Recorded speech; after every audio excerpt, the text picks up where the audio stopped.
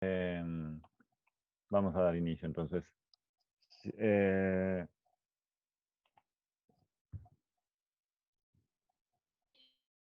Aló, disculpen. Entonces, la clase de hoy, como ven ahí desde hace rato, es una clase acerca de óptica. Vamos a estar haciendo como es costumbre en estas clases, introducción a algunos términos y cuestiones técnicas muy puntuales, que son como un botoncito de muestra y como una cuestión muy básica y elemental de lo que necesitamos saber al respecto para empezar a introducirnos en ese área de la fotografía. En la primera clase introdujimos el funcionamiento de la cámara oscura.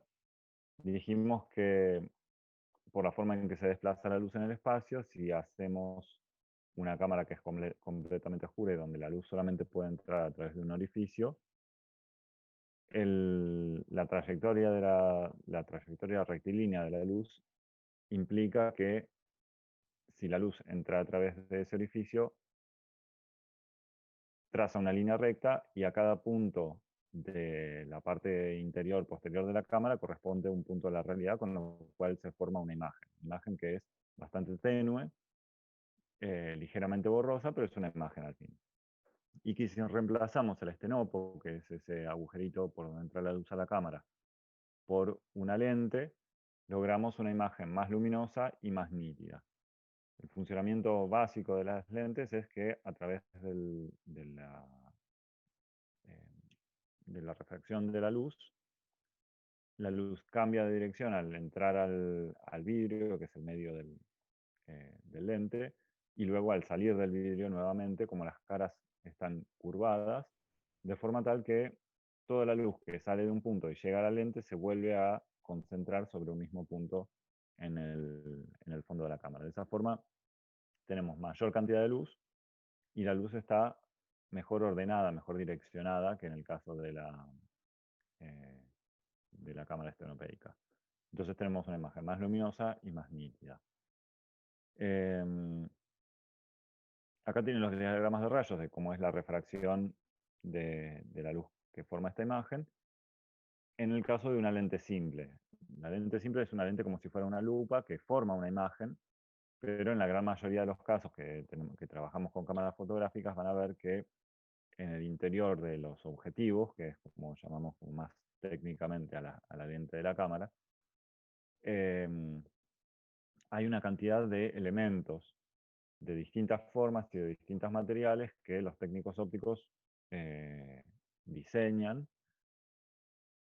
de forma tal de resolver aberraciones que son problemas en la refracción o, digamos, situaciones que se producen con la refracción, la difracción y la dispersión de la luz que le bajan la calidad de la imagen. O sea, las lentes no se comportan como nosotros quisiéramos, sino como se comportan naturalmente. Entonces, resulta que si usamos una lente simple, quizás la distancia de enfoque en el centro de la imagen y los bordes es distinta. Entonces, parte de la imagen queda fuera de foco, aunque esté en el mismo plano. O se producen efectos de aberración cromática, en el cual a un punto blanco lo rodean en la imagen una línea roja y una línea azul, porque la luz que forma ese punto blanco se dispersa ligeramente y los colores que la forman se separan. Todo este tipo de aberraciones es lo que se intenta y en algunos casos se logra corregir en gran medida con los diseños de los lentes y los distintos materiales que se usan para los elementos que los forman. Entonces, mínimamente vamos a referirnos a esto. Tenemos en el interior de los objetivos lentes de poder convergente y lentes de poder divergente. Los que son convergentes lo que hacen es justamente hacer que los rayos de luz que vienen paralelos y llegan al lente converjan, o sea, se unan en un punto. Los divergentes los separan. Únicamente los lentes de tipo convergente forman imágenes reales visibles si ponemos en ese lugar donde los rayos de luz convergen algún plano sobre el cual se pueda proyectar esa imagen, o sea, alguna película, sensor, trozo de papel o vidrio despulido o lo que fuera, donde la imagen se pueda formar. Las lentes divergentes forman una imagen virtual. Podemos ver esa imagen a través del lente, pero no vemos pero no se forma una imagen, no se proyecta una imagen detrás de la lente. De cualquier manera, cualquiera de estos dos lentes se utilizan en conjunto en la fabricación de objetivos para lograr una lente que en su conjunto da un poder convergente, o sea, que forma una imagen en la parte trasera del lente. Y estos elementos se califican según las formas de sus caras. Pueden ser si las caras son convexas, si las caras son planas o si son cóncavas. Entonces tenemos toda esta combinación eh, de, de caras que nos da la biconvexa, bicóncava, plano convexa y así sucesivamente. Si ustedes ven alguna especificaciones técnicas o cuestiones acerca de lentes, van a ver que les dice cuántos son los elementos que forman ese objetivo y en algunas ocasiones hay algún detalle mayor acerca de la composición química de esos elementos. Si tiene cristales de un tipo u otro, si son orgánicos, si no son orgánicos, si son con más fluoruro o lo que fuera. Como quiera que sea, hay una pequeña consideración que hacer al respecto, que es que no por tener mayor cantidad de elementos, una lente va a ser de mayor calidad. De hecho, les diría que la principal característica que uno busca en una lente es la precisión en el pulido y en el mecanismo que soporta esos elementos en su lugar.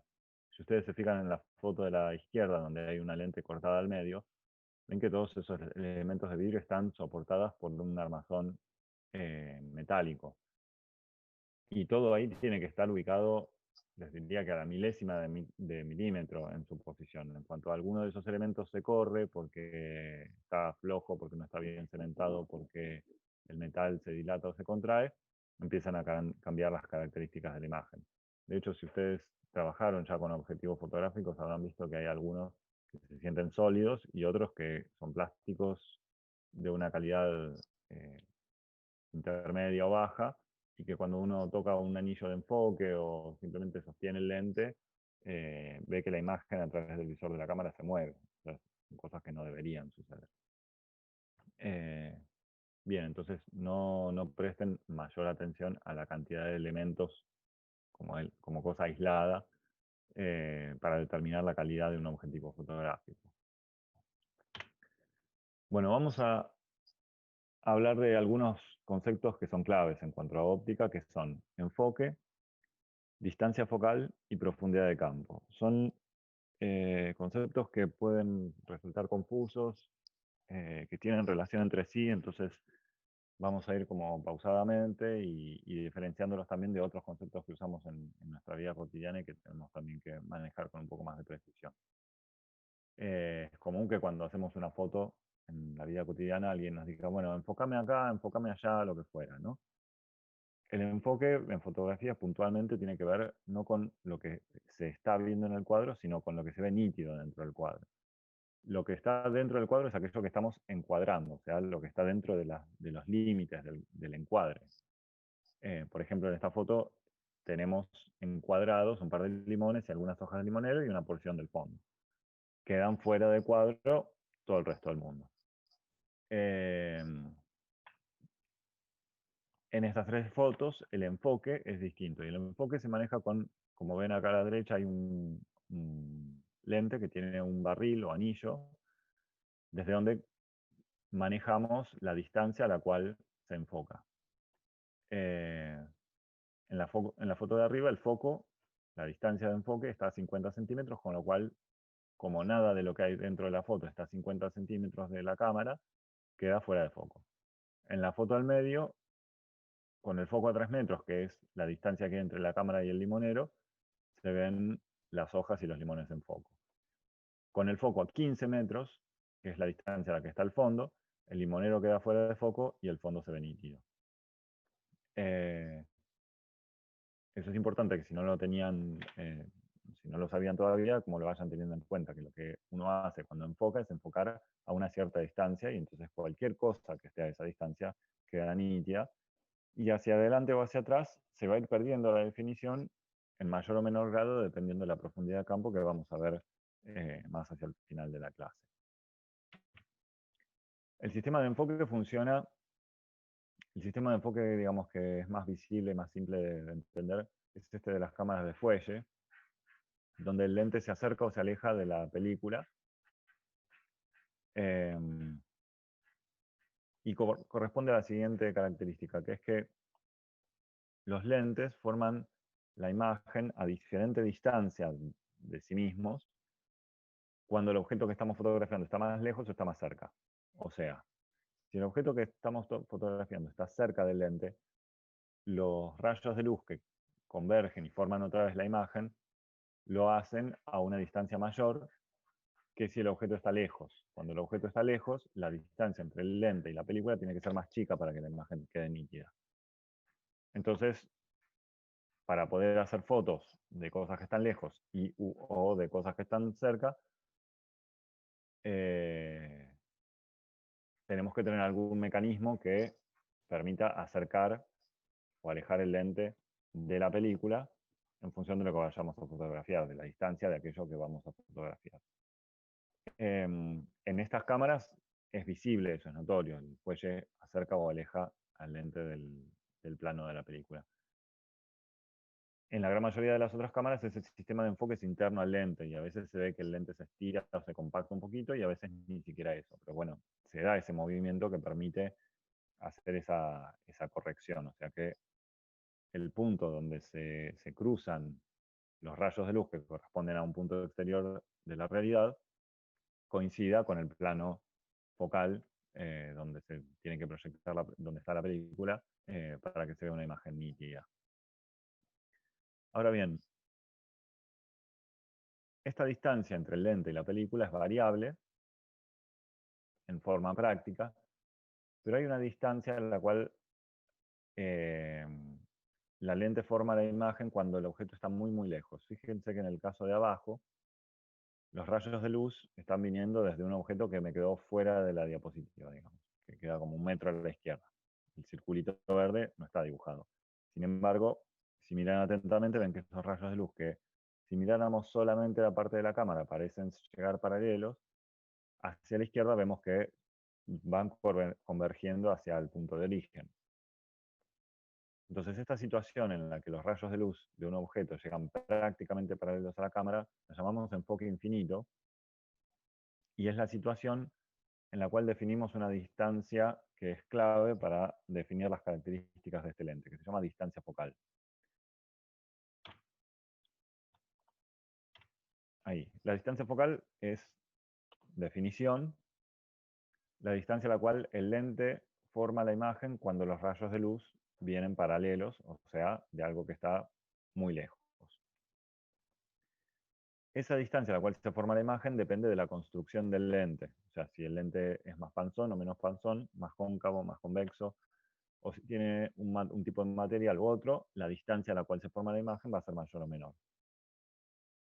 Eso tendrá alguna implicancia técnica en cuanto a justamente a qué distancia vamos a tener que poner el plano focal, o sea, a qué distancia vamos a tener que poner la película para que coincida con el plano focal y la imagen se vea nítida. Pero ese no es el centro de la cuestión. El centro de la cuestión es que la distancia focal está íntimamente relacionado con el ángulo de cobertura de ese lente. O mejor dicho, con el ángulo de visión de ese lente. ¿Sí?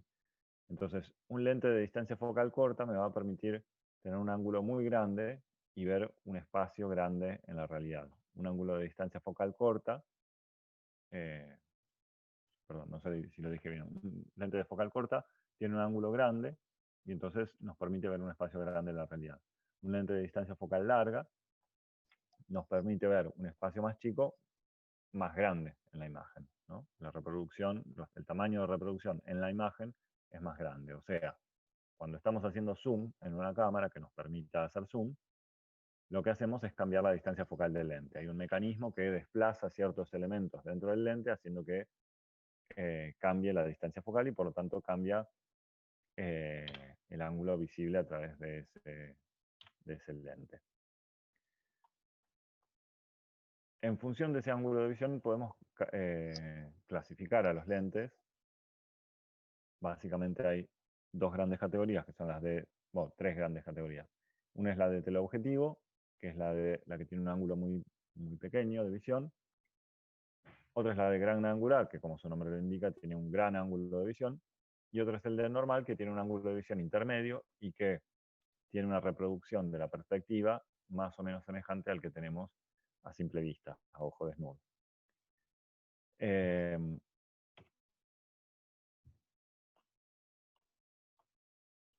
Acá tenemos otra foto del mismo limonero que está tomada de dos formas distintas, o digamos, de varias formas distintas, pero las dos secuencias que ustedes tienen acá tienen premisas distintas. En el caso de la secuencia de la izquierda, o de la serie de la izquierda, la foto está tomada desde el mismo punto de vista con distinto lente. Entonces, tomada con un gran angular, vemos todo el limonero y un montón de cosas alrededor, con el normal menos y con el teleobjetivo aún menos, ¿no? Y lo que vemos dentro del cuadro se ve más grande. La serie de la izquierda es súper interesante porque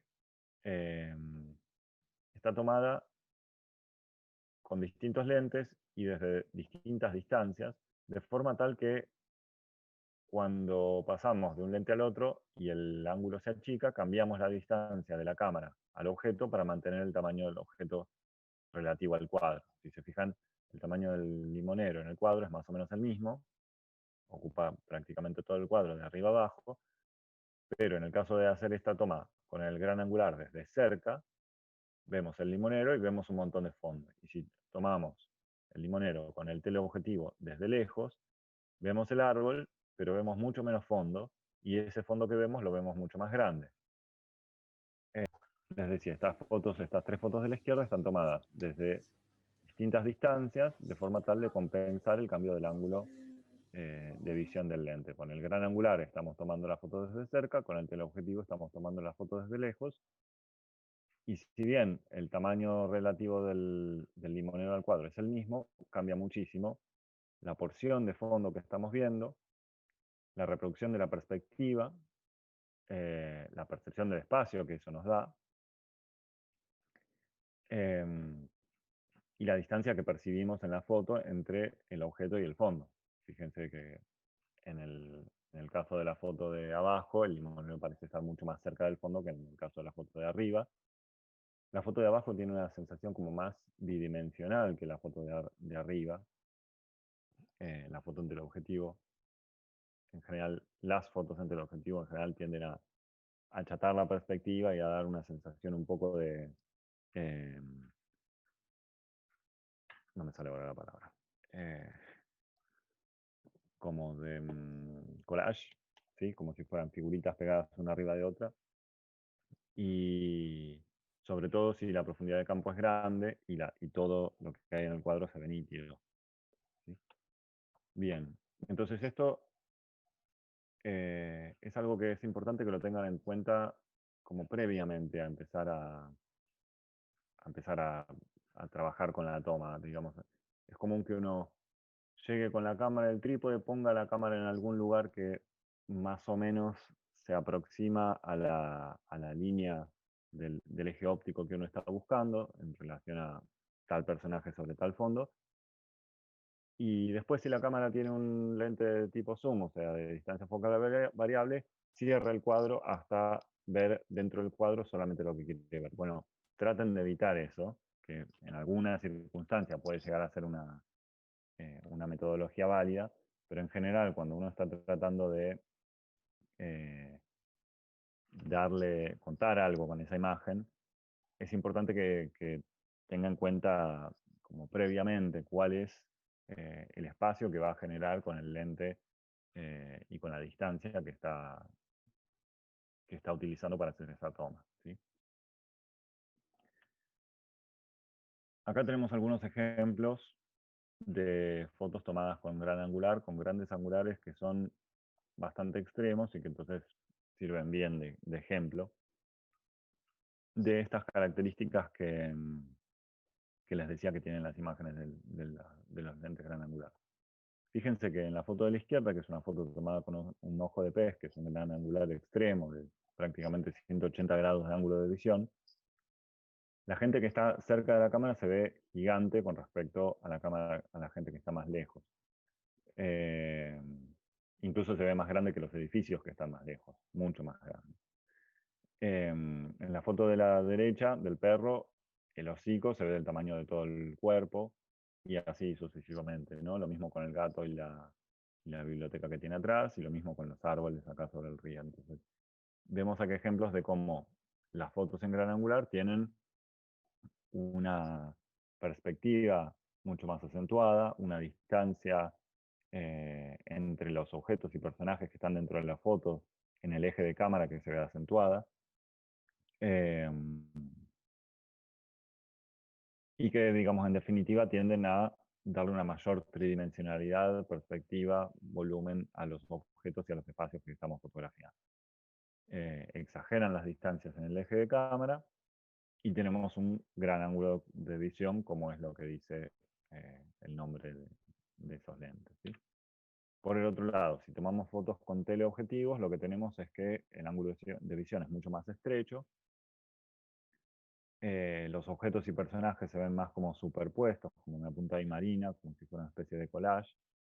Eh, y las distancias entre una cosa y otra no son tan notorias. Los tamaños relativos de las cosas varían mucho más sutilmente en la medida que nos acercamos o nos alejamos de la cámara. Eh, Estas son las cosas centrales a las que tienen que atenderle cuando ustedes quieran tratar de escudriñar y de construir una foto y pensar cómo fue hecha y incluso si la quieren tomar como referencia, hacer una foto de una forma semejante.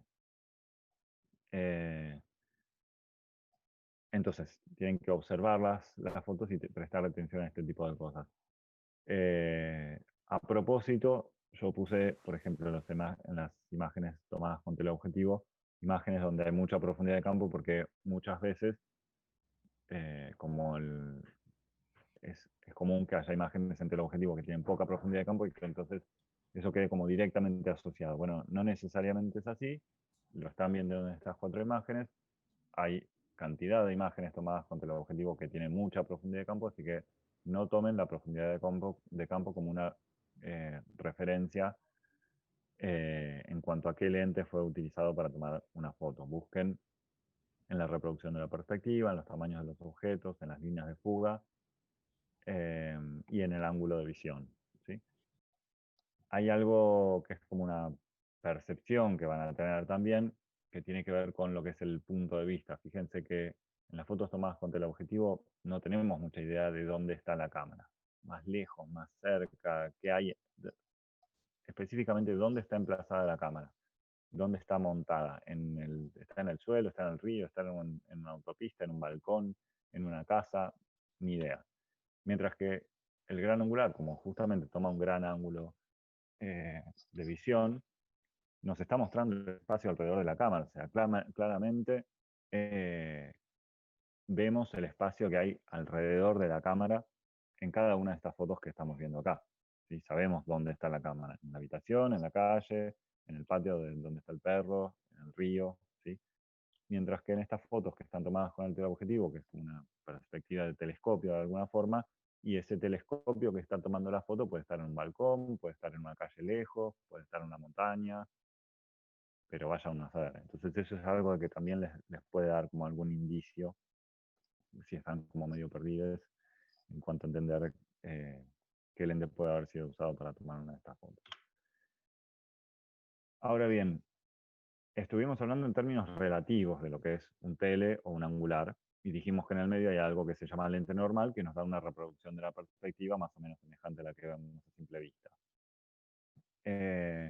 Para quienes estén habituados a tomar fotos con cámaras con ópticas intercambiables o donde pueden manejar de alguna forma la distancia focal, me dirán, el normal es un tal, ¿no? Y dirán un número, un lente de focal de 12 milímetros, un lente de focal de 50, un lente focal de 80. Bueno, eso depende del formato con el que estemos trabajando. Entonces, dependiendo del formato al cual uno se habitúe, resulta que se habitúa a esos números y que los números más bajos, que es el normal, son los angulares y los números más altos, que es el normal, son los teleobjetivos. pero eso es distinto para cada formato.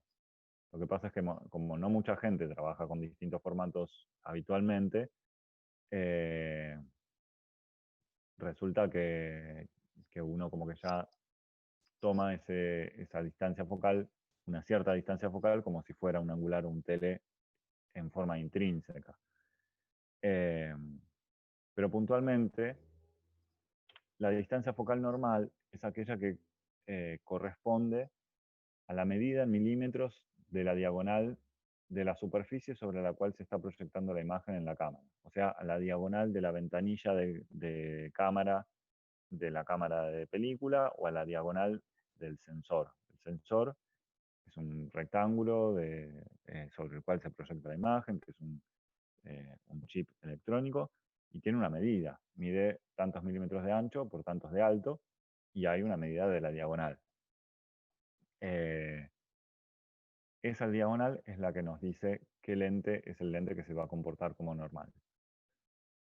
En este caso que tenemos acá, tenemos una foto con un recuadro rojo que representa qué pasaría si tenemos una foto que la tomamos con un lente de 43 milímetros, con una cámara que tiene un chip que tiene 43 milímetros de diagonal, y qué pasa si hacemos lo mismo con una cámara que tiene 26 milímetros de diagonal. Entonces, como la superficie de captura de la cámara es más chica, también necesitamos una lente que nos dé una imagen donde los objetos se vean más chicos. En este esquema las fotos se ven redondas porque de hecho esa es la forma que tienen las imágenes que los lentes proyectan. Los lentes proyectan imágenes redondas conforme a su propia forma, y es la ventanilla de cámara o el sensor lo que recorta, lo que hace que esa imagen se vea rectangular o cuadrada o lo que fuera, ¿sí? Hay una cantidad de formatos que, que tienen distintas diagonales, y para cada uno de esos formatos, de diagonales más grandes o más pequeñas, habrá un normal. Entonces, eh, decepción para quienes hayan trabajado con cámaras reflex todo el rato, toda su vida, dijeron, ya me sé cuáles son los números de los teles y los angulares. Bueno, eso funciona para esas cámaras, pero para otras cámaras, si ponen esos lentes, van a tener otros resultados. Eh, como regla general, cualquier lente que tenga una distancia focal mayor que la normal de esa cámara en la que estamos trabajando va a ser un tele, tanto más teleobjetivo cuanto más larga sea esa distancia focal, obviamente. Y cualquier lente que tenga una focal menor va a ser un angular.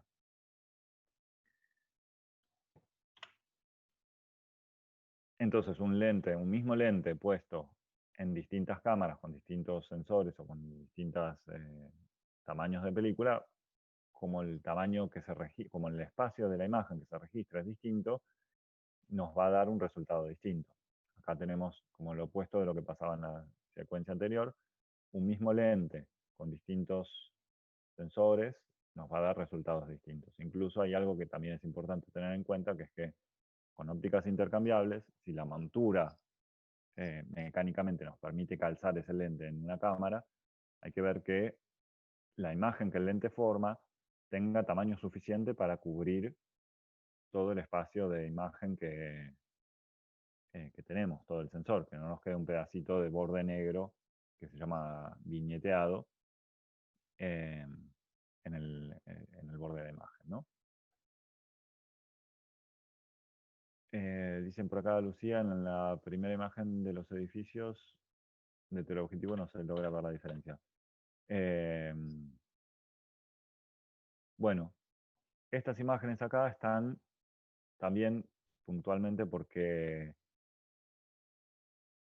digamos, son paisajes, porque muchas veces se usan los angulares para fotografiar paisajes, pero hay ocasiones en las que no. Entonces, aprovecho estas imágenes para que ustedes vean que incluso en los paisajes donde se ven cosas muy grandes y espacios muy grandes, el ángulo de cobertura que estamos teniendo de ese espacio es pequeño, ¿sí?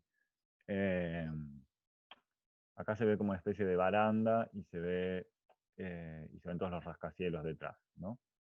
Y, y el ángulo que estamos viendo de este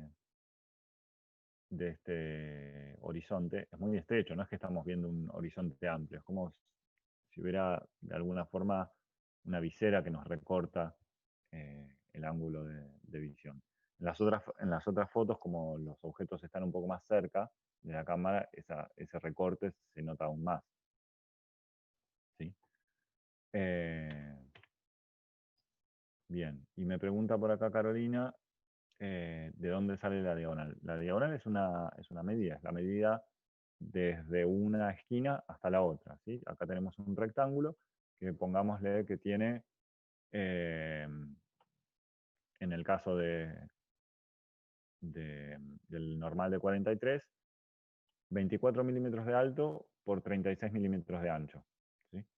Si uno toma ese sensor o ese pedacito de película con una regla con milímetros y mide, en vez de medir un lado desde una esquina hasta la otra, lo que le va a dar son 43 milímetros. Hay una forma matemática de calcular eso, que es el teorema de Pitágoras, que es hacer un lado al cuadrado más el otro lado al cuadrado, y el resultado de eso sacarle la raíz cuadrada. Muchas veces la diagonal viene en las especificaciones del sensor, otras veces simplemente nos dicen las medidas de alto y ancho del sensor y las pueden sacar con esta formulita que les dije recién, que es el teorema de Pitágoras, que nos da la hipotenusa de un triángulo rectángulo, que básicamente es eso, la diagonal de un rectángulo es la hipotenusa del triángulo. Eso es la diagonal del sensor o de la película sobre la cual, digamos, de la ventanilla de cámara, que es el rectángulo que recorta la imagen sobre la película. ¿Sí?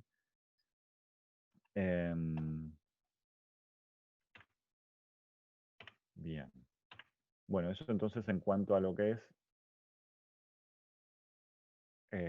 teleobjetivos angulares y normales, y a cómo los diferenciamos entre sí.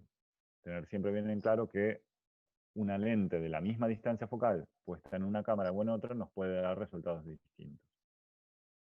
Y que para tener una lente normal vamos a tener distintas distancias focales en distintas cámaras. Por ejemplo, los lentes de los celulares son lentes que en general tienen distancias focales muy cortitas, porque los celulares tienen chips o sensores muy pequeñitos, entonces llevan lentes cortos.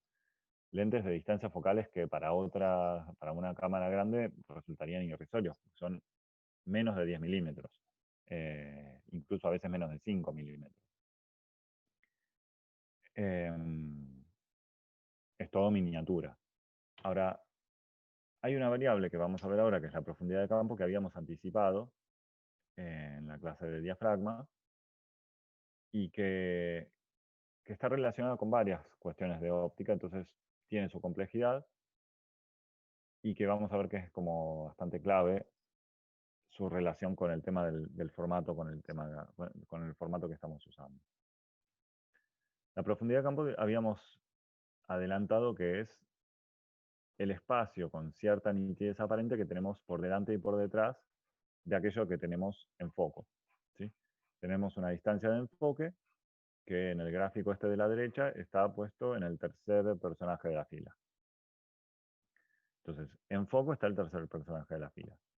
Con poca profundidad de campo tenemos con cierta nitidez aparente al que está detrás, y el resto se ve poco nítido.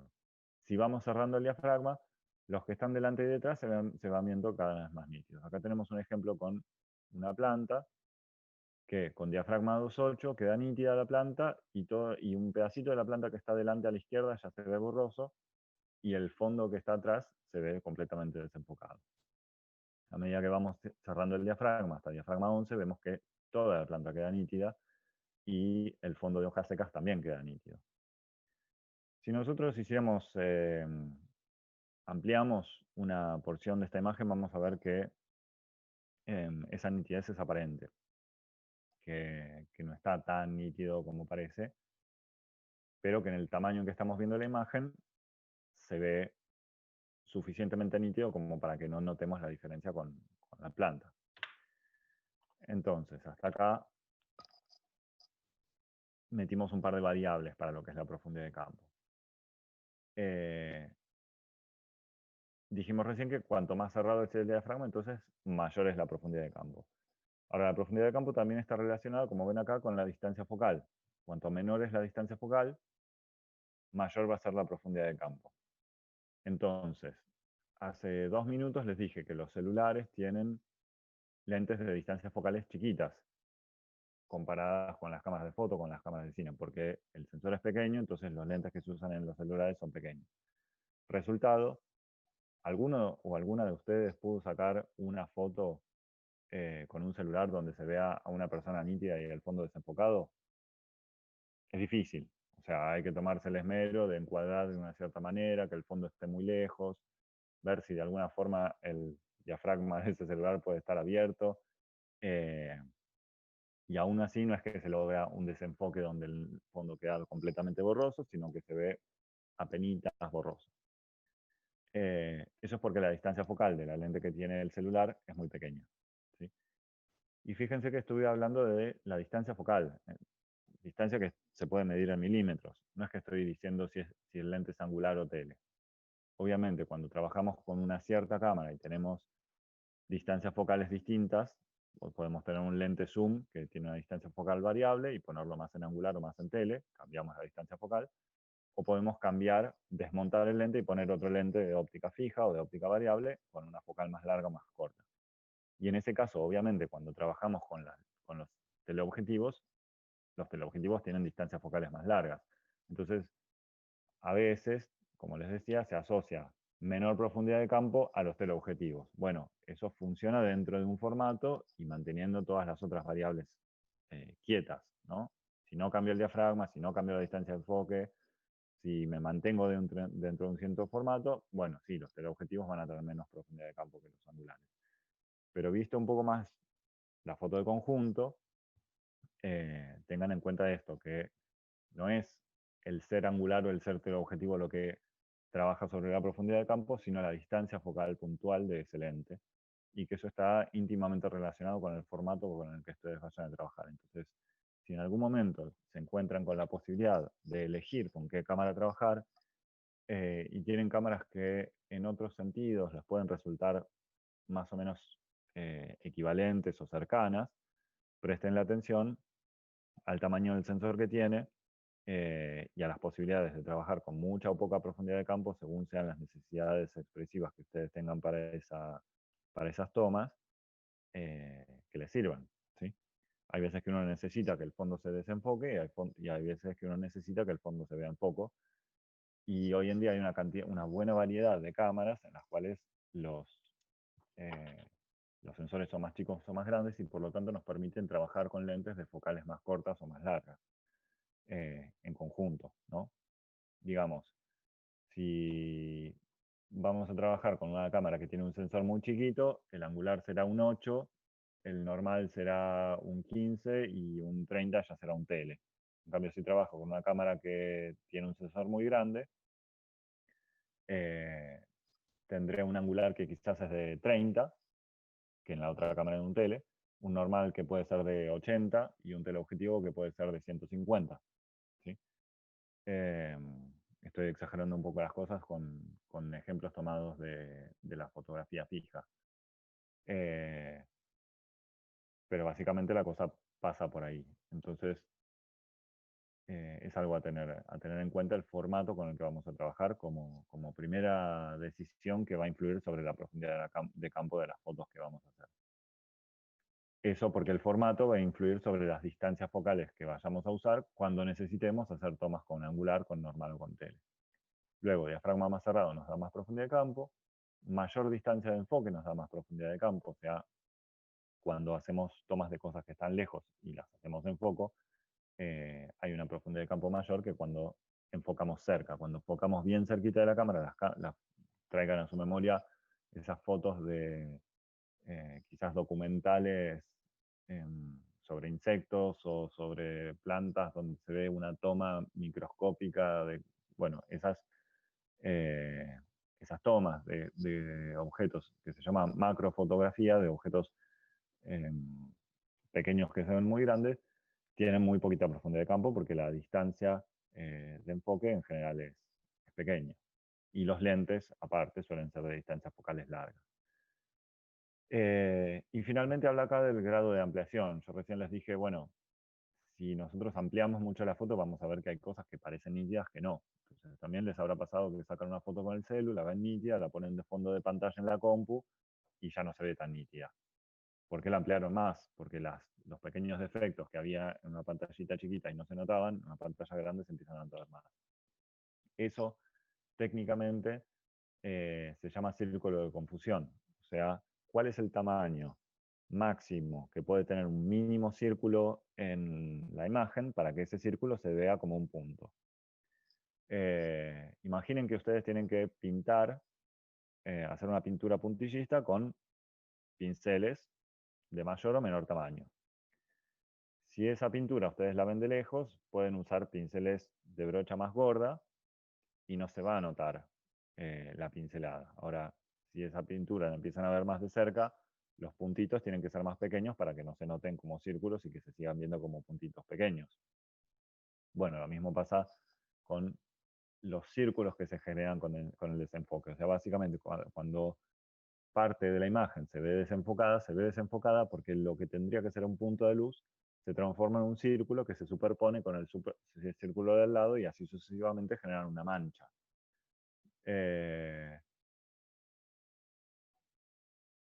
Entonces, ese círculo de confusión es algo que los foquistas que se encargan de hacer el enfoque durante las tomas lo tienen incorporado como algo que depende del grado de ampliación que vamos a darle a esa imagen. No se trabaja con la misma profundidad de campo cuando se piensa en hacer una proyección de cine que cuando se hacen imágenes para hacer una publicidad en Instagram, donde lo que sabemos es que eso se va a ver en una pantalla muy chiquitita y si queremos que algo se vea fuera de foco, tiene que estar muy fuera de foco. Entonces, no vamos a hacer cálculos de círculo de confusión y de profundidad de campo en función del círculo de confusión, pero sí tengan en cuenta que cuanto mayor sea el grado de ampliación que vayamos a darle, menor va a ser la profundidad de campo y viceversa. ¿Sí?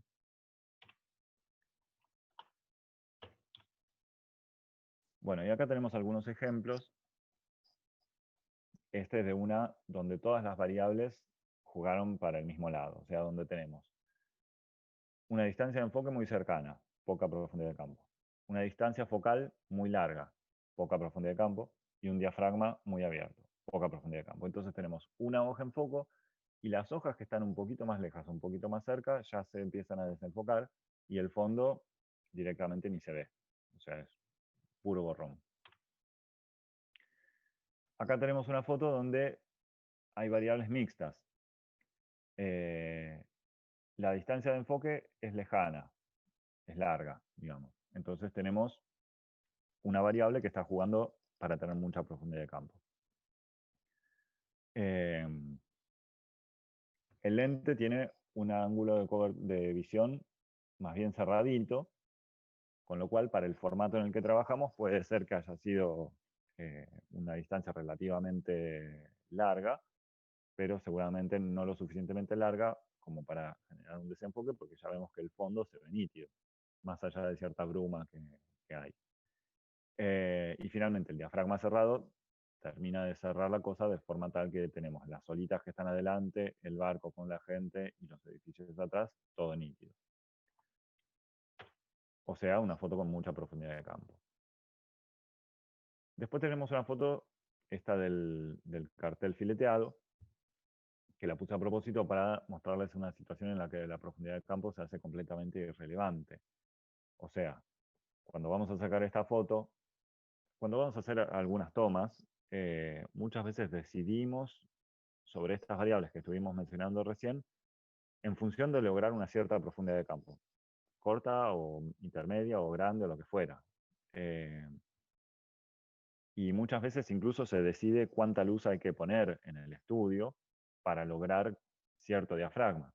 Por ejemplo, cuando se hacen tomas, me viene a la mente de publicidad, de esas de donde de repente cae un montón de fruta dentro de un yogur en alta velocidad, ¿no? Como cámara lenta. Y todo eso tiene que estar nítido porque si no la frutilla de adelante sale nítida y el ananá de atrás sale borroso y la toma no sirve. Entonces hay que poner un montón de luz para poder usar un diafragma cerrado para tener mucha profundidad de campo. Bueno, este es el caso completamente contrario. O sea, es una foto de algo completamente chato, donde si hay mucha o poca profundidad de campo no nos importa. Y así como no nos importa en el momento de la toma, tampoco podemos percibirlo si nosotros estamos evaluando la foto. O sea, si yo les pregunto a ustedes, acá hay mucha o poca profundidad de campo, no tengo ni idea. Lo que estoy viendo es algo completamente plano, donde no hay posibilidad de que haya eh, algo que esté fuera de foco y algo que esté en foco en el mismo plano. ¿Sí? Como que va eh, contra la óptica misma, ¿no? Salvo que usáramos algún lente muy especial que permite hacer eso, que permite que en el mismo plano de distancia haya algo fuera de foco y otra cosa enfocada. Con el 99% de los lentes eso no lo van a poder lograr. Les va a quedar o todo en foco o todo fuera de foco, porque eso es lo que hacen los lentes, enfocar un plano a cierta distancia. Entonces, en este caso, profundidad de campo, no tenemos idea y al momento de la toma nos resulta irrelevante. Y por último, una despedida de una felina eh, que, que tiene poca profundidad de campo a pesar de haber sido tomada con un angular. Como les había adelantado también muchas veces, uno dice, bueno, a ver, los angulares tienen mucha profundidad de campo, los telefoca. Bueno, acá hay un angular donde es bien notorio que es una foto tomada en angular. Fíjense el tamaño de la pata y de la cara con respecto a las cosas que están detrás, que se ven mucho más pequeñas. Y la perspectiva y el volumen que tiene toda la cara felina. Y sin embargo, atrás tenemos el fondo desenfocado.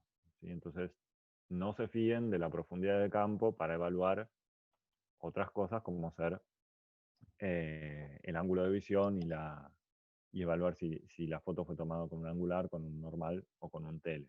¿Sí?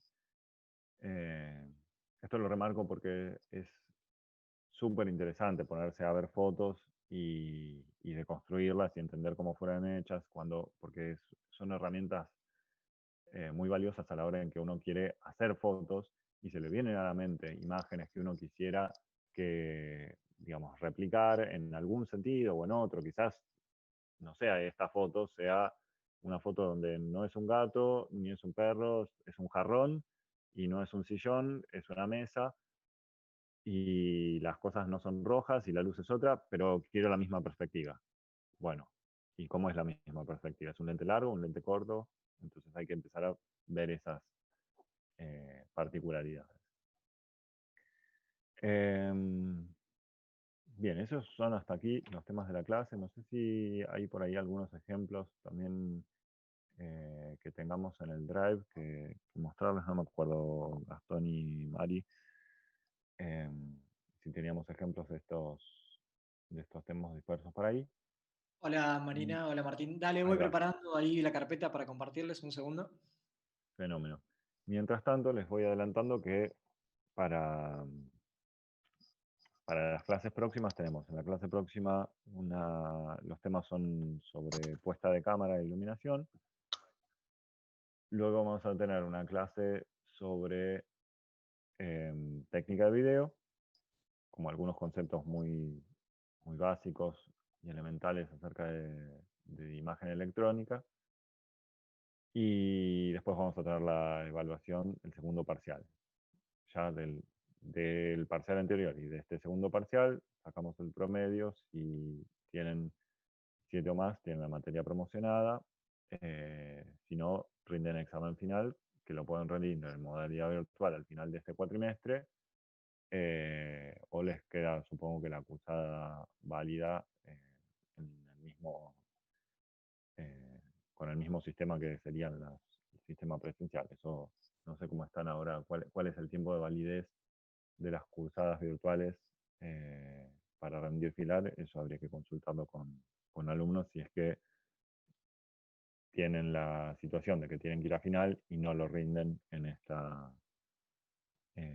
modalidad o en esta en este cuatrimestre. De todas formas, les recomiendo que si llega a ser que van a final, rindan la materia ahora al final de cuatrimestre, que lo van a tener más fresca. Bien. ¿Consultas, dudas, inquietudes?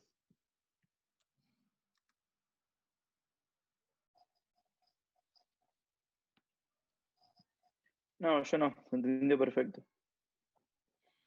Vale.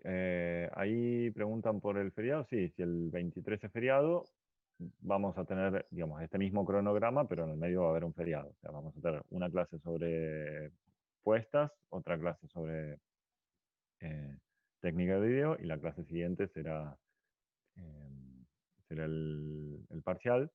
Si en el medio hay un feriado, la clase siguiente será después. Martín, Sí. Marina. No, quería saber si están viendo la pantalla, están viendo la foto que estoy compartiendo. No, yo tengo acá la compartida, detengo el... Ahí está. Ahora vemos.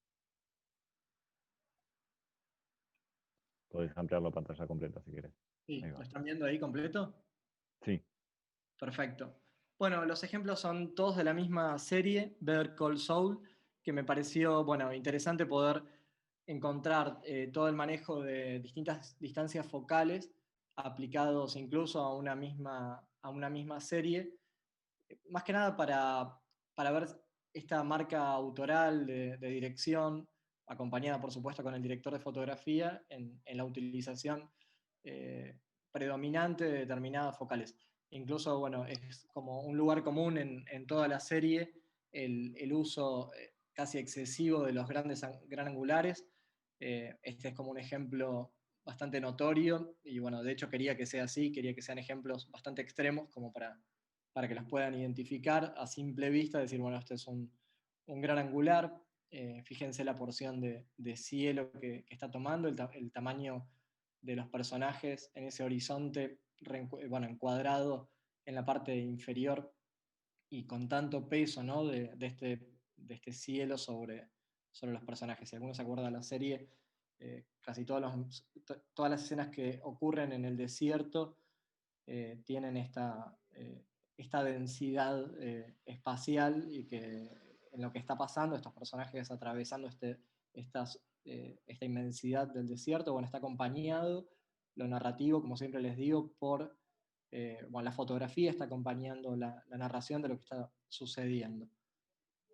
Acá tenemos de vuelta al personaje de Saul Goodman con una cámara baja, con un gran angular y esta vez invertido el ejemplo, tomando mayor porción de suelo y comprimiendo al personaje en la parte superior del cuadro.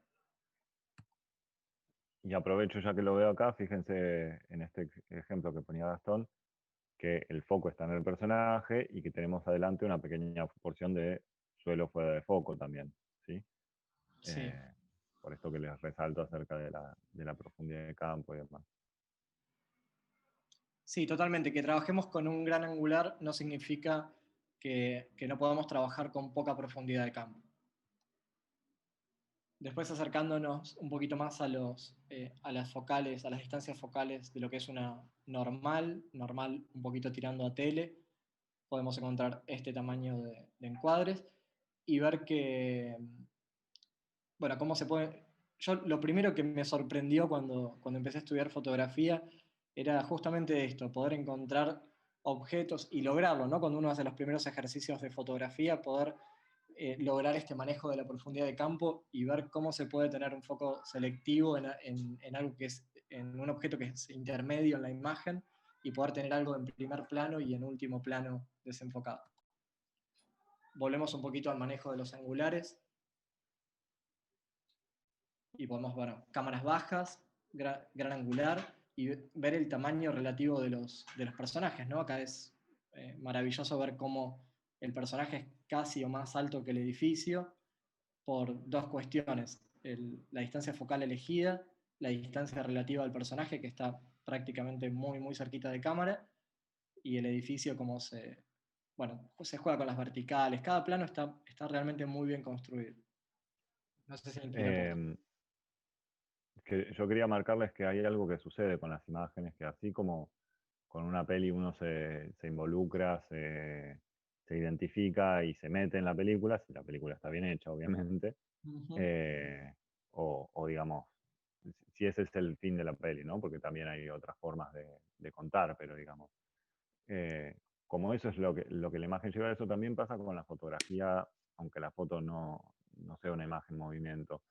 Eh, entonces pasa que uno como que ve la foto y perdón, y como que se come la perspectiva, o sea, tenemos que prestarle muchísima atención para ver y notar comentarios. Les decía que uno tiene que hacer un esfuerzo para salirse de lo que la perspectiva de este lente te propone y notar que este personaje que está en primer término tiene el doble de tamaño que el edificio que está atrás.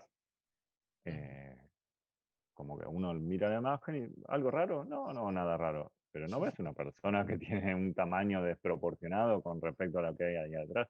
Ah, sí, ahora que lo veo, sí, es un poquito llamativo, ¿no? Eh, y lo mismo pasa con los teleobjetivos, o sea, como que la imagen se vuelve natural y uno lo acepta, ¿sí? Pero en cuanto uno empieza a prestarle atención, se hace presente, ¿sí?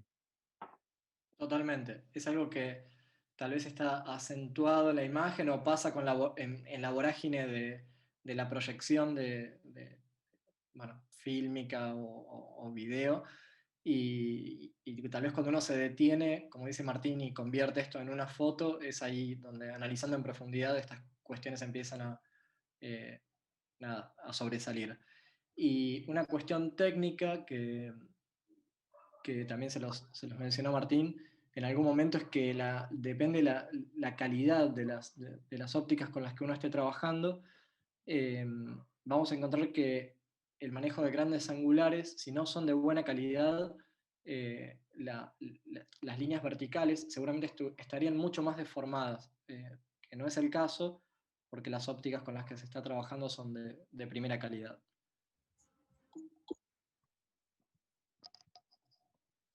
Bueno, volviendo a los teleobjetivos, están un poco mezclados los ejemplos, pero son todos alusivos a distancia focal.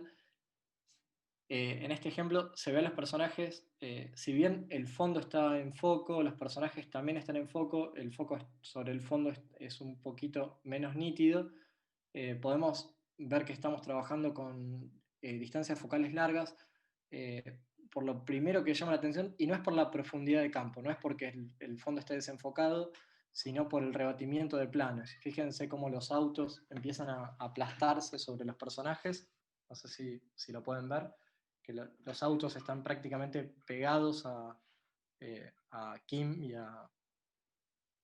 a Saúl, están como si estuvieran encima de los personajes.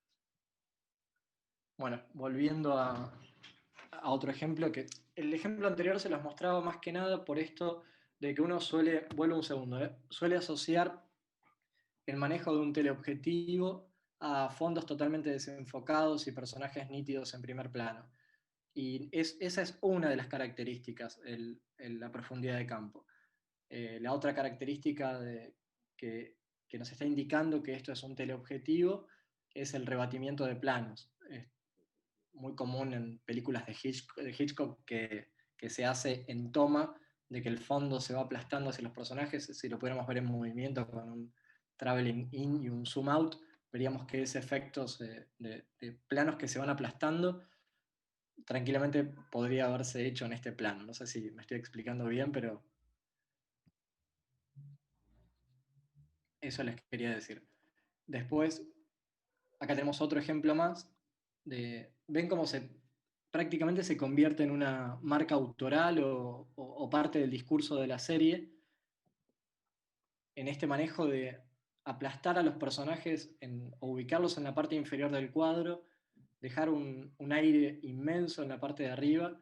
Y bueno, para los que vieron la serie, saben que este personaje siempre está en una situación al borde de perderlo todo y siempre está aplastado por la realidad con la que él está luchando todo el tiempo. Entonces vemos como por ejemplo acá, para acentuar esa sensación, vemos este bloque de concreto y esta línea horizontal que prácticamente lo está aplastando al personaje. ¿Me escuchan bien? Yo estoy viendo la imagen completa. Sí, sí, se te escucha perfectamente.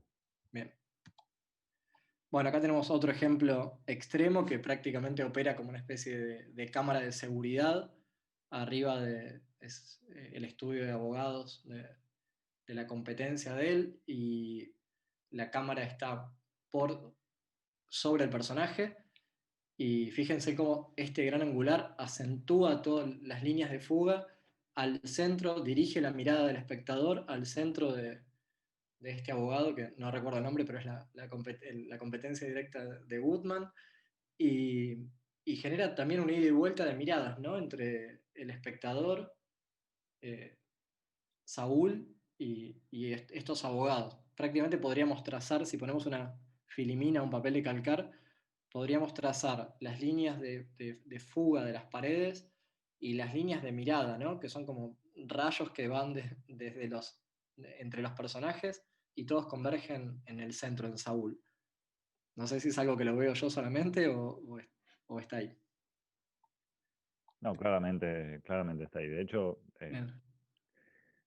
comparto la apreciación sobre la serie. O sea, si no la vieron, vale la pena. O sea, faltan capítulos de esta serie porque Sí, eh, está buenísima. coincido. Es como Coincido. de guión es una serie donde pasan cosas, donde no es que uno dice, esto empieza el capítulo y ya sé cómo termina, y tenemos el bueno, el malo, ya está todo ordenado. No. Tal cual, hay una evolución en los personajes, ¿no? Muy buena. Bueno, pero salvando Salvando el placer por la la, serie, la digresión, sí. volvemos a la clase de óptica. Acá, bueno, eh, si los tuviera enfrente y les puedo preguntar a todos con qué distancia focal se está trabajando, creo que todos dirían teleobjetivo. Bueno, acá sí, claramente, no solamente por el rebatimiento del fondo sobre el personaje, de este árbol y fondo que parece que se le pega al personaje prácticamente como si fuera un croma, bueno, por el manejo de la poca profundidad de campo, que hace que el personaje esté fuera de foco, perdón, el personaje esté en foco, el fondo esté fuera de foco, y tal vez puede ser por el movimiento de congelado del frame, pero seguramente la poca profundidad hacia adelante también es poca esa distancia. Acá mucho más notorio, o sea, tenemos un muy buen manejo de la distancia focal. Marina también en el taller, con Marina ella les muestra un ejemplo de Breaking Bad, donde está también el personaje apuntando a cámara, de vuelta apuntándole al espectador. O sea, esto es algo muy recurrente desde Breaking Bad hasta Better Call Saul, también está muy presente esto, ¿no? O sea, fíjense el buen manejo, en este caso, de un teleobjetivo que apunta directamente al espectador. De hecho, en Breaking Bad hay un ejemplo así y hay un cambio de distancia focal de la mirada del personaje a la punta del arma. En la misma serie, creo que en la temporada 4, hay algo rarísimo, que comienza la serie con el uso de lentes macro, ¿sí? No sé si saben, pero bueno, las lentes macro tienen otra particularidad, que es acercar aún más la profundidad de campo, pudiendo, reducir más la distancia focal y poder acercar los objetos prácticamente a su tamaño Perdón, real. Sí. Gastón, el, eh, lo confundiste como estamos introduciendo el tema, quería marcar, es la distancia de enfoque. O sea, Perdón, la distancia de eh, enfoque, sí, quise decir en eso, general perdón. las lentes, claro, pero a veces como son Sí, términos semejantes, en cuando esta uno lo etapa está diciendo, fundamentales. Sí, sí. el, las lentes comunes en general tienen una distancia de enfoque mínima que corresponde más o menos a 10 veces la distancia focal. O sea, cuando tenemos una lente de 50 milímetros de distancia focal, podemos enfocarla como mínimo a 50 centímetros. O sea, no podemos hacer fotos de cosas que estén a menos de 50 centímetros de la cámara porque quedan fuera de foco. O sea, podemos fotografiar, pero quedan fuera de foco. Las lentes macro son lentes que están diseñadas de forma tal que permitan enfocar cosas muy, muy cerquita de la cámara. Y como he visto recién, que cuanto más corta es la distancia de enfoque, menor es la profundidad de campo, tenemos cuadros como este que les está presentando Gastón. Totalmente. Sí, que incluso es muy raro que en una serie se maneje un plano, como les explicaba hace un ratito Martín, prácticamente más acostumbrados a verlos en documentales, ¿no? En un documental de naturaleza, pero no en una ficción.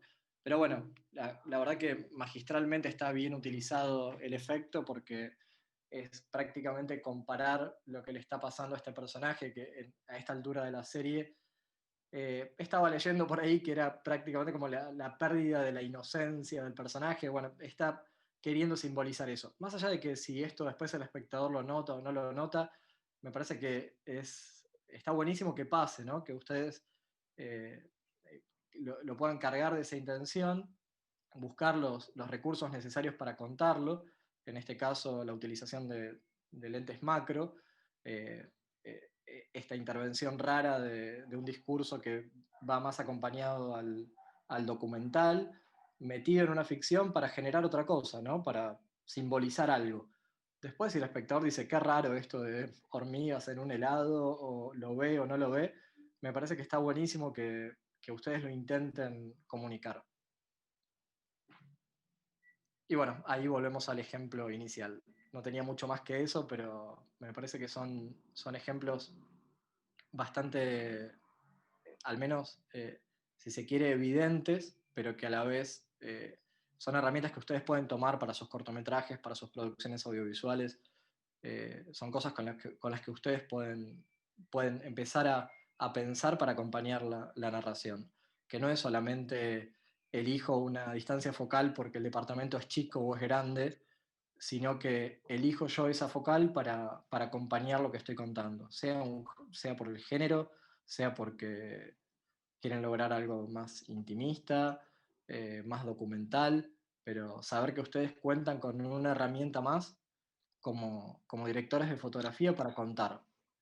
Eh, no son demasiadas, perdón que lo diga así, Martín y Marina, pero las herramientas con las que, si bien parecen muchas, pero no son tantas con las que contamos como directores de fotografía para contar. Entonces, esas herramientas tienen que estar muy bien aplicadas, no elegidas al azar o por cuestiones de no me alcanzó la plata para ese lente o la locación es chica o es grande. Perdón que tengo a mi gatito hablando. Bueno, no sé, Martín Clásicos de las Marina, clases por Zoom. sí, De disculpe. acuerdo. Encima es muy charlatán, muy hablador y si cierra la puerta empieza a arañar la puerta. Eso es. Bien, bueno, Así que fenomenal. no sé qué tal me llegan a oír. Yo tengo un par de ejemplos fílmicos que son muy cortitos, que son, les comento primero a Martín y Gastón, estos como para hablar del movimiento en los lentes. Si quieren, intento reproducirlo si ustedes hacen la ref, es que no se me escucha bien. Dale, buenísimo, Mari. Se te oye bien. Aceptable Ok. para lo que se... Ya después del día de hoy me di como por, bueno, listo. Ahí va, a ver.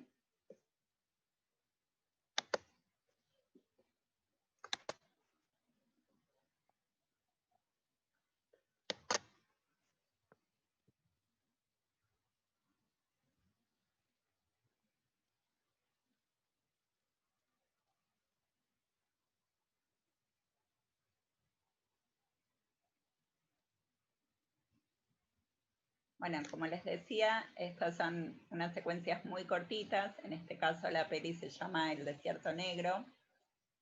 Que es una peli que les recomiendo. Es una peli nacional, hecha con una cámara de formato pequeño. Y que les recomiendo en relación a la fotografía y esto que mencionaba Gastón de poner herramientas en acción, ¿no? Y de hacer un uso intensivo de las herramientas que nos provee el dispositivo. En este caso, tenemos un plano realizado con una lente gran angular, y lo que me interesaba mostrarles o hacer el comentario es acerca de por cómo forma la imagen en lente, se lo utiliza para relacionar a estos personajes, ¿sí? A los que llegan, al grupo que llega ya en la carreta, con este que entra en primer término cerquita de cámara. Por cómo forma la lente gran angular la imagen, y que ya vieron sobradamente en los ejemplos que les mostraron, les mostró Martín y que les mostró Gastón, cuando el personaje entra acá ceñido a cámara, está en primer término y lo vemos enorme. Y cuando se mueve en el eje de cámara, hace 2, 3 pasitos y enseguida se vuelve chiquitito. Eso le imprime como un cierto ritmo, no diría vertiginosidad, pero sí como que, entre comillas, lo aproxima, lo hace ir hacia allá al fondo más rapidito. Mientras que el movimiento transversal al eje de cámara, que es el movimiento que hace la carreta, dado que estamos con una lente gran angular y tenemos un gran ángulo de cobertura, se ve, y de nuevo utilizándolo entrecomillado, como algo más lento, ¿sí? Como algo que transcurre y que tiene como un tiempo un tiempo mayor de traslación, ¿no? El del grupo este con la carreta. Entonces es bastante interesante en este plano cómo se planta allí la cámara para poner en relación a este personaje con este grupo.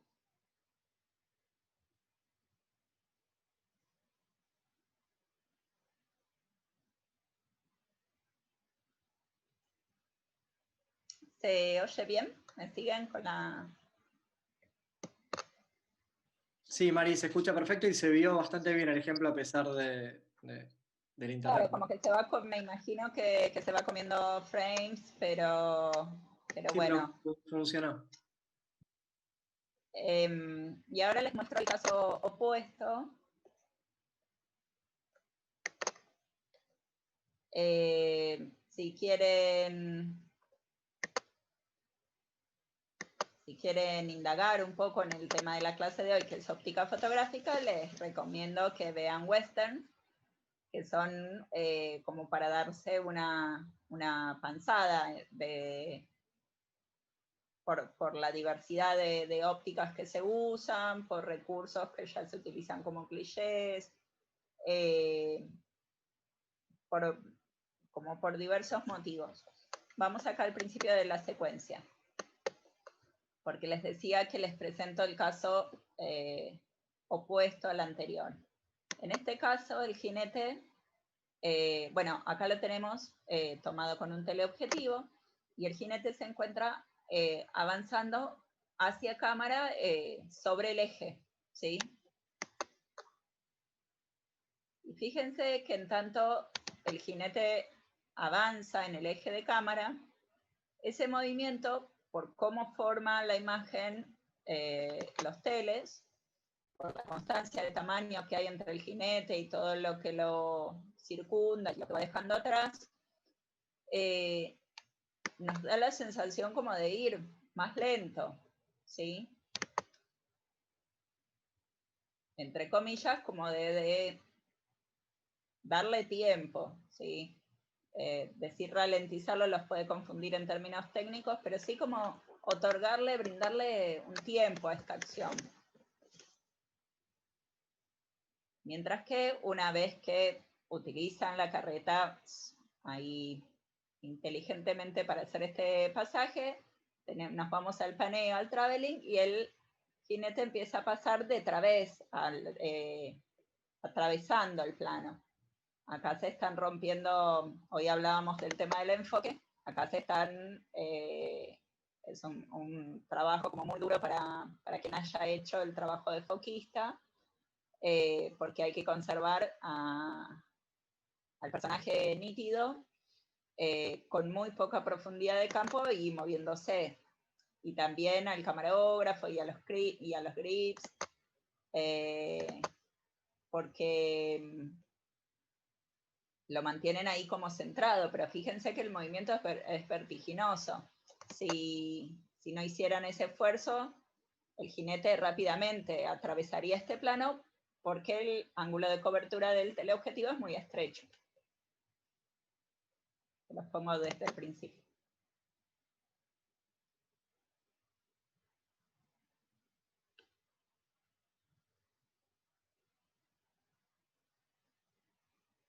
Y bueno, ya que hablaba Gastón y nos adentrábamos un poco en la cuestión como de la intención, para quien no vio la peli se la súper recomiendo. Ese como efecto que les digo, así como de darle tiempo a esa acción de llegada de ese jinete, está vinculada con el tiempo que este otro personaje lo está esperando, ¿sí? Para hacer su ajuste de cuentas, digamos. Van a ajustar algo que no es un asunto de hace unas horas ni de ayer, sino que es un tema de larga data, ¿sí? Y de allí esa cabalgata así como tan subrayada desde la utilización de las ópticas. Como les decía, en los westerns en general, y en esta peli en particular es muy, muy interesante, muy rico la utilización de la diversidad de lentes, para quienes les interesa el tema de montaje también.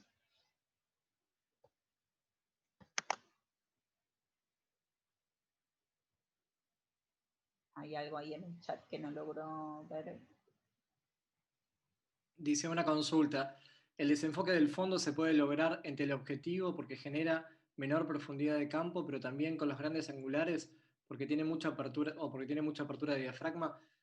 Bueno, es por la combinación justamente de todo eso que estás mencionando. No es porque sea, o sea, lo habíamos dicho en el ejemplo del gran angular, o sea,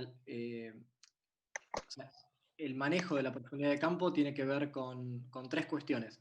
Una es la distancia del personaje a la cámara, dos es la distancia focal que estemos utilizando, y tres es la apertura de diafragma. O sea, de la combinación de esos tres elementos es que se puede tener, esas tres variables es que se puede lograr el desenfoque. Y se puede lograr tanto con un teleobjetivo, con un lente normal o con un angular. No sé si respondí a tu pregunta. Hay una cuestión adicional que, digamos, no es óptica, sino que tiene que ver con la puesta de cámara, y que se relaciona con esa foto del cartel que les pasé hace un ratito. Cuanto más lejos esté el fondo del plano enfocado, más se va a notar el desenfoque, o mayor va a ser el desenfoque, más lejos del espacio de profundidad de campo va a estar. Entonces, si tenemos una profundidad de campo de 5 metros y a los 5 metros hay, pongámosle en el caso este del jinete, un matorral, y no se va a notar que hay poca profundidad de campo. Ahora, si a los 5 metros no hay nada y está el desierto vacío y después hay montañas y cosas atrás que quedan desenfocadas, entonces se nota esa falta de profundidad de campo. O sea, esto que son cuestiones ópticas, que incluso hay tablas y cálculos para saber si la profundidad de campo es de 20 centímetros, 8 metros o 15, también se encuentra con qué es lo que estamos fotografiando y si ese fondo, que puede estar nítido o no, está lejos o cerca, o sea, cabe más cerca o más lejos de esa profundidad de campo que puede ser mucho o poca. ¿Sí?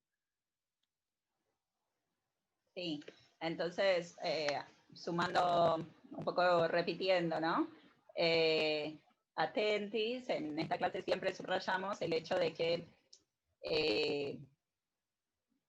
sin tener demasiado contacto con la fotografía, asociamos aquellas fotos en las cuales vemos un plano nítido y todo desenfocado a los teleobjetivos. por todo lo antes expuesto, por esta pormenorización que se hizo en relación al tema de profundidad de campo, y porque vimos que la profundidad de campo depende de 3 variables, es que cuando ustedes vayan a identificar familias de lentes, es decir, distancias focales, angulares, normales y teleobjetivos, el dato de la profundidad de campo debiera ser un dato más bien accesorio, ¿sí? A lo que han de prestar atención es a cómo estas lentes forman la imagen, a cómo reproducen la perspectiva, el ángulo de cobertura, las relaciones interespaciales, y por añadidura puede llegar a encontrarse muchas veces el dato de profundidad de campo en coincidencia, digo, con los teleobjetivos, pero muchas veces no. Fíjense en esta secuencia.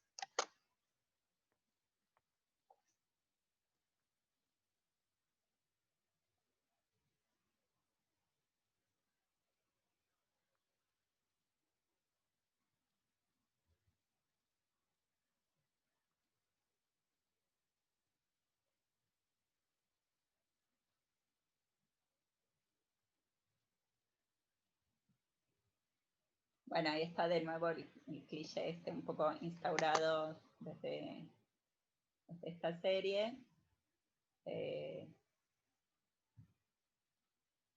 Del disparo a cámara. Y fíjense este plano. ¿Sí?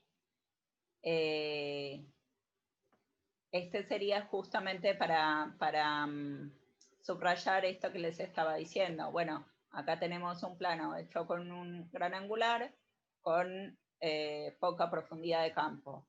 Bueno, esta poca profundidad de campo está dada por distintos motivos. Por ahí el gran angular no es un súper gran angular, pero la pava está muy cerca de la cámara. Esto se ve que es un decorado y los personajes están allá algo alejados. Y si ven la relación si más allá de la cuestión del desenfoque prestan atención, la relación del tamaño de la pava con los personajes es que prácticamente los podemos meter a ellos dentro de la pava, ¿no?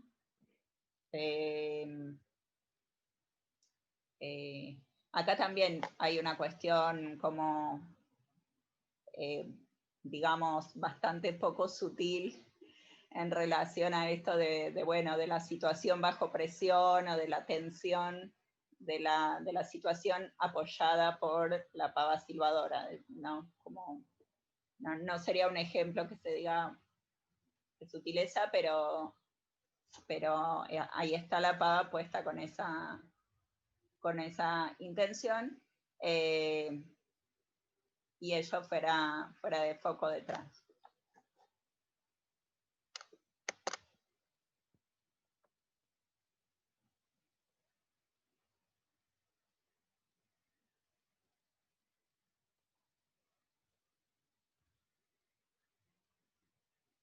Ahí tenemos algo también para comentar en relación a que muchas veces van a escuchar hablar, o cuando empiecen a trabajar y a planear fotografías o puestas de cámara, en relación a la poca profundidad de campo. Cuando decimos que vamos a trabajar con poca profundidad de campo, en general, para el caso del audiovisual, tenemos información que agregar, que es la información acerca del criterio de enfoque. Bueno, ok, hay poca profundidad de campo, pero ¿qué es lo que va a estar en foco?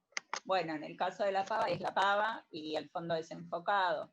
En este caso es la cara del personaje y el arma fuera de foco. O para el final del plano, el cambio de enfoque, que va de la cara al arma. ¿Sí? Entonces hay un cambio. ¿Sí? Eso como para hacerles como comentario, ¿no? Que en general, en relación a la poca profundidad de campo, tenemos algún comentario que añadir acerca del criterio de enfoque y dónde va a estar colocado el foco. En los casos de mucha profundidad de campo, por el contrario, no hay nada no hay mucho más que decir que todos los planos se ven nítidos.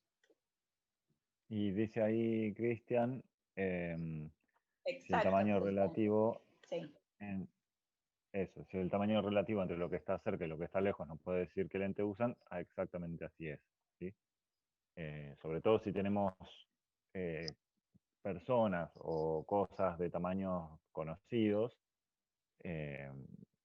nos sirven, digamos, nos sirven muchísimo para desentrañar esto. Entonces, bueno, una pava ya sé más o menos qué tamaño tiene una pava. Si la pava la veo más grande que una persona y la persona por el espacio que estoy viendo ahí no está mucho más de 5 metros de distancia, y claramente acá hay un lente que está exacerbando esa perspectiva.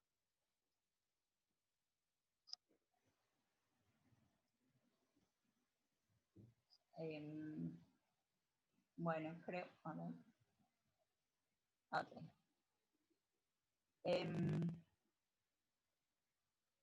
Bueno, si tienen alguna pregunta, algún comentario, si no les voy comentando que la guía referida a la clase de hoy se llama Conceptos de óptica fotográfica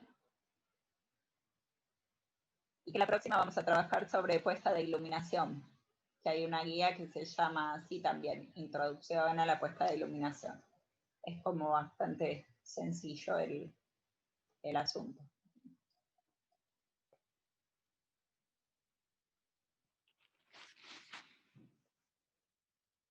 ¿Estamos, Martín, Gastón? ¿Algo que me esté olvidando? No, estamos por aquí. No sé si hay alguna otra duda, consulta, inquietud por allá. Si no, nos estaremos viendo por aquí